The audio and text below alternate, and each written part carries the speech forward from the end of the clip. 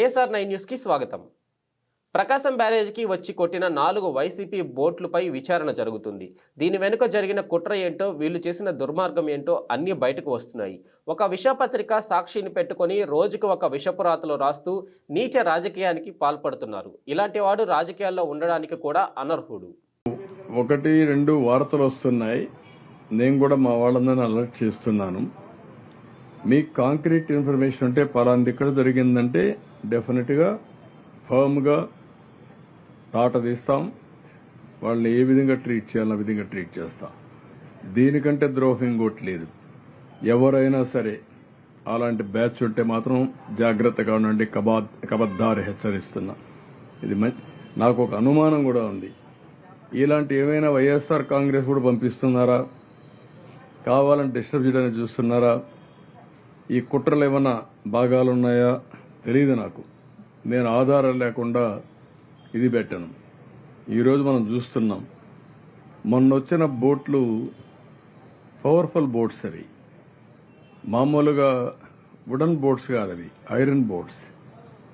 ఏ విధంగా వచ్చాయి, ఆ విధంగా వచ్చిన బోట్లు కరెక్ట్ గా ఇన్ బిట్వీన్ ఆ వెయిట్స్ ఏవైతే ఉన్నాయో 2 గేట్ల మధ్యలో వచ్చినట్టు దాన్ని కొట్టాయి. అది కొట్టింది కాబట్టి అక్కడ కుంగిపోయింది. ఆ పవర్ఫుల్ కాలం కుంగిపోయింది. అదే కానీ కాలమ్ను కానీ కొట్టుంటే చాలా ప్రాజెక్ట్ కుంగిపోయే అవకాశం కూడా ఉంది. చెప్పలేం. చాలా పవర్ఫుల్ గా ఫ్లో వస్తుంది వాటర్. ఆ వాటర్ లో ఏది వచ్చినా మిగిలే పరిస్థితి ఉండదు. అలాంటిది బోట్లు వచ్చి కొట్టడంతో నేను చూశాను క్లియర్ గా ఆ సపోర్టింగ్ కాలం ఏదైతే తీసుకొస్తారో అది ఇరిగిపోయింది. దాన్నే ఇప్పుడు తీసాను. కౌంటర్ వెయిట్ మొత్తం విరిగిపోయే పరిస్థితికి వచ్చింది. ఇది ఏంటో నాకే అర్థం కాదు. చిత్ర విచిత్రాలు ఎక్కడి నుంచి వచ్చాయి, ఇవి ఎందుకు వచ్చాయి?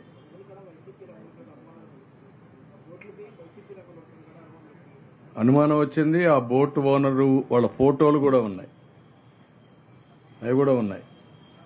ఈ అనుమానాలన్నీ ఏ విధంగా మనం వీళ్ళు ఫస్ట్ డే నుంచి చూస్తున్నా.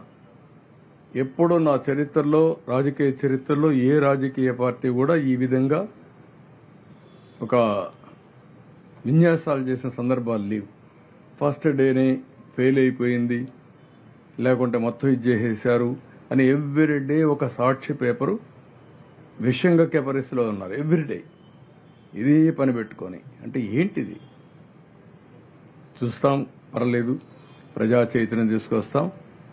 ఇలాంటి ప్రజా విద్వేషాలకు తోడ్పడే ఎవరైనా సరే ప్రజా జీవితానికి రాజకీయ పార్టీల్లో ఉండడానికి కూడా అర్హత లేదు.